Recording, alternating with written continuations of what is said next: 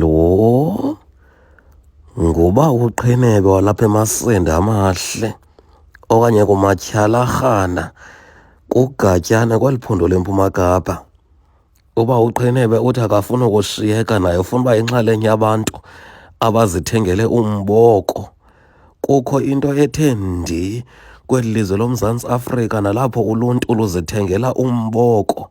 Abanye bayacula, abanye benza izibhengezo khona, abanye bayathetha nje embokweni, abanye bakhwaza abaqhubi beeteksi xa beqhuba kakubi ezindleleni okanye abaqhubi, abanye bayashumayela, abanye benza izibhengezo emisebenzini bakhwaze xa umntu engasebenzi. Le ntombazana uyibona apha igama lakhe nguKnockout.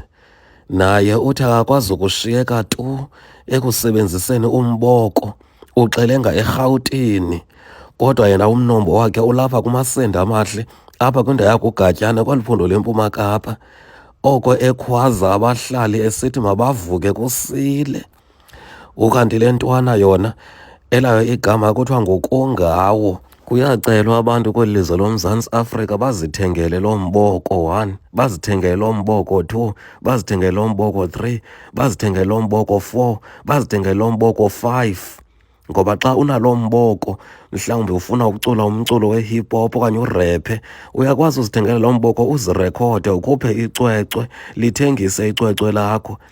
Xa ufuna mhlawumbi uba yi-MC, uyazithengela lo mboko, ube yiyo i-MC xa ubhukisha kwezi ndawo zinkulu.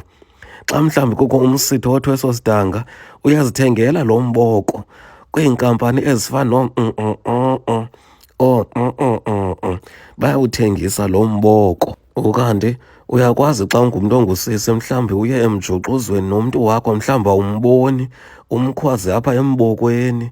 Masibulele uphi, masibulele uphi, ukwenzela uMasibulele aziveze okanye ukhwaze nje. Molweni bethuna, igama lam ndingubonelwa, umntu wam nguMasibulele, kwenzela abantu bamazi xa ufika naye. Kwiindaba ze-CNBC kuChannel 841, andizazi noba ndiyintombi noba ndingumfana, kumnandi macala. NdiseMasende Amahle apha kuGatyana kweli phondo leMpuma Kapa, ndizokuandastenda usetyenziso lwale miboko.